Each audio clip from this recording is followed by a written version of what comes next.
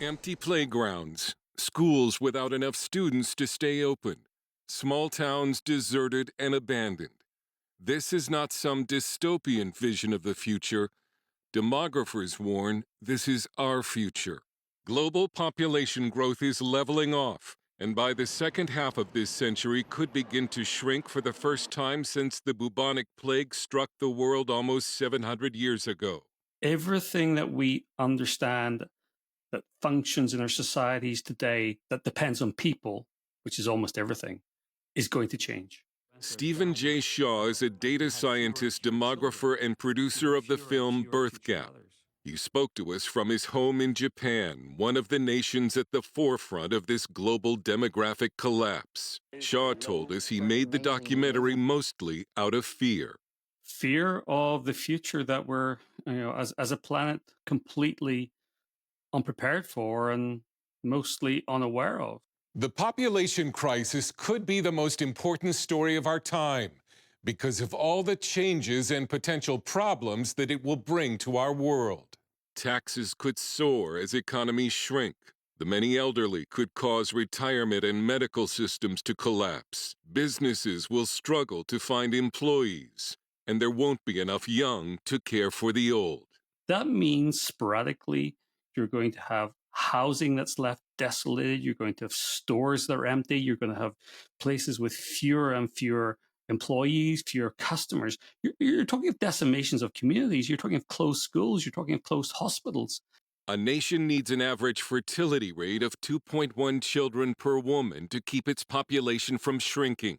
The countries on this map in some shade of blue all fall below that replacement rate. They include 70% of the global population in almost every developed nation. The U.S. fertility rate hit a new record low last year, dropping to 1.62 births per woman, a number temporarily offset by record numbers of illegal immigrants.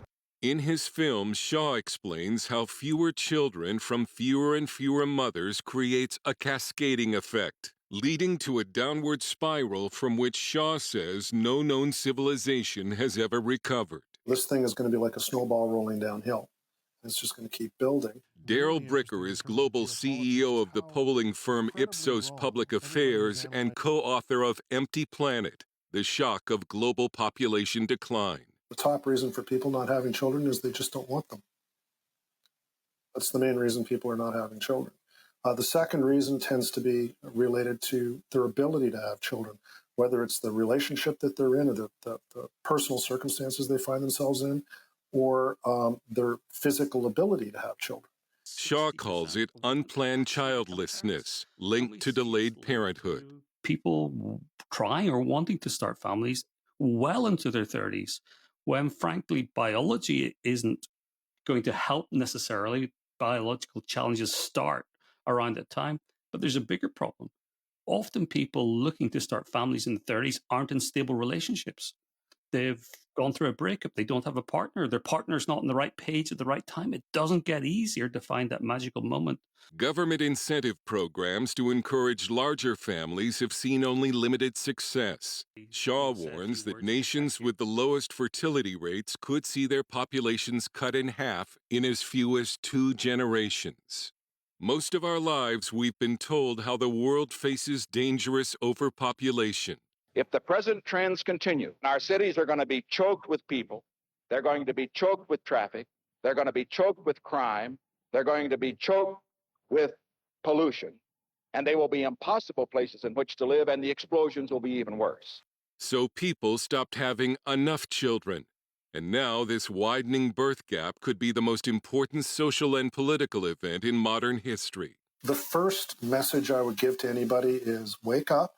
This is going to be one of the dominant issues, if not the dominant issue, through the course of the 21st century.